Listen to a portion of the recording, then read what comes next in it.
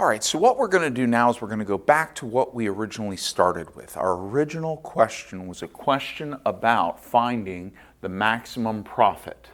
And we said that the way that firms make that decision is they identify the quantity and the price that will give them the maximum profit. And we call those the profit maximizing quantity and the profit maximizing price.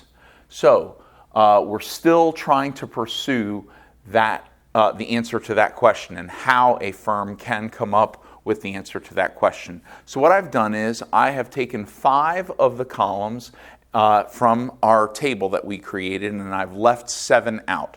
Those 7 other columns, though important financially for a firm, they are not necessary for being able to answer the question about maximum profit, okay? And so now they are useful for giving us the information. These are the 5 variables that we need. We need quantity, price, profit, marginal revenue, and marginal cost. And so total revenue and total cost are very important in helping us to find marginal revenue and marginal cost. And variable cost and fixed costs are necessary for us to be able to get total cost so that we can then find marginal cost. And then sometimes the average values, they help us fill in the blanks to be able to get all the information we need. But once we have the entire table filled out, really this is all we need. Now I want to say that the reason we're doing this isn't so that you can know how to do this in a business. That I'm aware of, not a lot of businesses sit around and make these tables and make their profit maximizing decisions. We are creating this in this principles class so that we can conceptually understand what is happening behind the decisions that businesses are making, okay? And so, so don't get caught up in businesses sitting around and making tables of values. We're doing this so that we can conceptually understand profit maximizing quantities and profit maximizing prices, okay? So here's what I want you to do. I want you to look at this, look at your table, or just look at what we see here, and I want you to answer the question, what quantity and price will give this firm the highest amount of profit, okay? And if you have to pause the video and look, we're looking for the highest profit on this list, and we're looking for the quantity and the price at that profit, okay? And I hope that you can see that it's right here. There's actually 2 quantities that have the same highest profit. Profit is highest when it reaches 283. Now you may be asking, why is this happening? Why do we have 2 quantities where the profit is the highest? That's really just a result of this simplistic example that I'm using. This example is so simplistic that it results in having 2 quantities that reach the maximum profit. But I'm going to make an argument for why this one is preferred over this one, okay?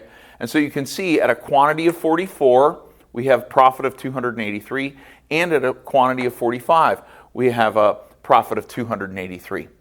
But I will say this, if I owned this business, there are 3 very good reasons why I would rather produce 45 than 44. One of them is I can charge a lower price to my customers. Instead of charging $53.05, I can charge $53. Any opportunity that I have to charge a lower price to my customers, but I still get the same benefit, I'm going for it. I want to charge a lower price because I want my customers to perceive me as somebody who charges a low price or a reasonable price. So any chance I can, I'm going to try and charge a lower price if I can still get the highest level of profit. Second reason, I would rather have 45 of my products out there in the world than 44. One more of my products out there in the world means that there's one more person who's benefiting from the product that I create. And that's good for my company, it's good for me, and it's good for the customers that are buying my product. The third reason is this. The total revenue at 45 is going to be higher than the total revenue at 44. And so now that I have a higher total revenue, I'll actually have a slightly higher market share in the market where I'm operating. So those are three, in my opinion, very good reasons why it would be better for me to produce 45 and 44. And given that profit doesn't care whether I produce 45 or 44, it makes the most sense to me to go with 45. And so now we have our profit maximizing quantity. We've answered our question. And the way that we may write this is we can write Q sub, and we can write like PM for profit maximizing. You can even write out the words profit max if you want to. So the profit maximizing quantity is going to be 45 units. Now the profit maximizing price is going to be the price that goes along with a quantity of 45, which is $53, okay, or 53, whatever my currency units are, okay? So I've answered my question. I've identified my profit maximizing quantity, and I've identified my profit maximizing price. But we might ask the question, is there a way of going about finding the profit maximizing quantity without having to make this whole table? And the answer to that is yes. And it all comes down to marginal revenue and marginal cost. And so what I want to do is I want to go here to our profit maximizing quantity line, and I want to go over and I want to look at, can I get any clues about something important happening with marginal revenue and marginal cost? And I hope that you notice that at the profit maximizing quantity, marginal revenue is equal to marginal cost. Okay?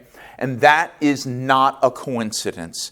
That is actually a phenomenon that will occur every single time you reach the point of maximum profit. Okay? And so we actually have a rule in economics that goes like this. We call it the Profit Maximization Rule. So in microeconomics, in business, the profit maximization rule is very simple. Produce the quantity where marginal revenue is equal to marginal cost. And this rule, this profit maximization rule, is going to come back in this semester several times, where we're going to come back and we're going to continually say, oh, well, we want to maximize our profit, so what quantity should we choose? Oh, we have to choose the quantity where marginal revenue is equal to marginal cost, okay? And so, because that's, you can see here. Now, what I want to do now is I want to sort of do, it's not a proof, but it's sort of like a proof that the ideal that you can't do better than where marginal revenue is equal to marginal cost, okay? And the way that I'm going to pull this off is I'm going to propose two other possibilities. One possibility is that marginal revenue is greater than marginal cost. The other situation is where marginal revenue is less than marginal cost. And what I want to do is I want to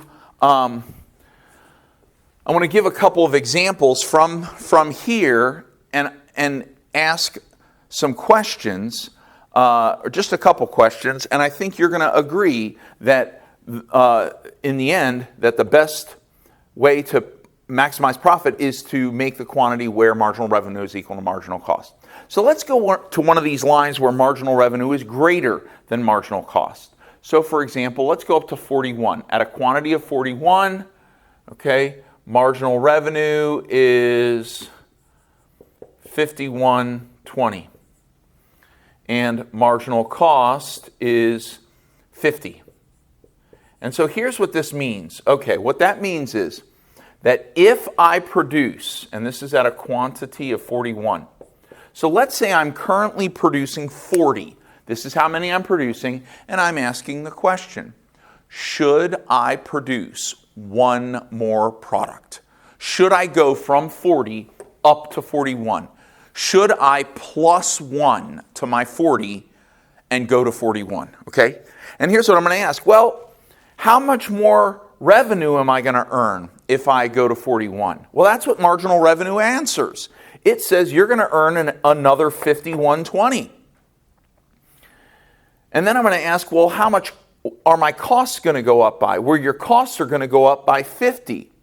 And now I want to ask the question, how much money am I going to get to keep if I produce the 41st unit? Well, if we're going to earn 51.20 and we have to pay out 50, that means we're going to earn an extra $1.20. So our situation is going to be that we're going to get another $1.20. And you'll see that actually happens here. Our profit goes from 280 up to 281.20. We earned an extra $1.20. Our profit went up by $1.20. So whatever marginal revenue minus marginal cost is, that'll tell you how much your profit is going to go up by. And now here's the question. Would you rather have another $1.20 or not have another $1.20? So if we stick with 40, that means we do not want the $1.20. But if we do want the $1.20, then we're going to go up to 41. And a rational person, a rational decision maker, and this is why we had the assumption of rationality at the beginning of the course. A rational person will choose to have $1.20 over not having $1.20. And therefore, when marginal revenue, anytime marginal revenue is greater than marginal cost, here, look at this one, we would get an extra 90 cents. Would you rather have an extra 90 cents or not have an extra 90 cents? I do, yes.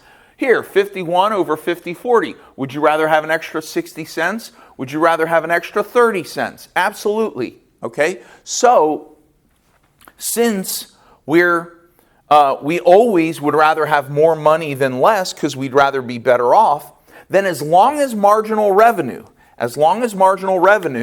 is greater than marginal cost, we will always say yes, produce one more, okay? On the other hand, if we come over here to where marginal revenue is less than marginal cost, so for example, let's go down here to 47. The marginal revenue is 50.60, so at a quantity, if we were to go up to a quantity of 47, marginal revenue is 50.60, and marginal cost is 51.20. And so this is saying that if we produce the 47th unit, we'll get $50.60, but we'll have to pay out $51.20. So we have to pay out more money than we're going to get. So if we make it, we're going to pay out $51.20, and then we're going to be given $50.60. We're going to lose 60 cents. We don't want to lose 60 cents. So if we make that 47th unit, we're going to lose 60 cents in that whole producing and selling process. So, do I want to lose 60 cents or would I rather just stay where I'm at? I'd rather stay where I'm at instead of losing 60 cents. And that's going to happen every single time marginal revenue is less than marginal cost. So, whenever marginal revenue is less than marginal cost, we're going to say, no, I do not want to produce another unit. So as long as marginal revenue is greater than marginal cost, we're going to say yes. Now note, because of the law of diminishing marginal utility, marginal revenue tends to decrease as quantity increases. But because of the law of increasing opportunity cost, marginal cost tends to increase as quantity increases. So marginal revenue is diminishing, marginal cost is growing, and so what's going to happen here as quantity goes up is this is going to get a little smaller. This will get larger. At what point are we going to say no? When are we going to stop saying yes? Well, when marginal revenue winds up being equal to marginal cost. And then we're going to stop. Why? Because this will get smaller, this will get larger, and we'll then be in this situation where marginal revenue is less than marginal cost. So as quantity grows, this is our situation. Then we eventually get to this situation. And then after this situation, we go to this situation. So we just keep saying, yes, produce more, produce more, produce more, produce more. Stop production. No, don't produce any more. And therefore, the profit maximization rule is to produce the quantity where marginal revenue is equal to marginal cost.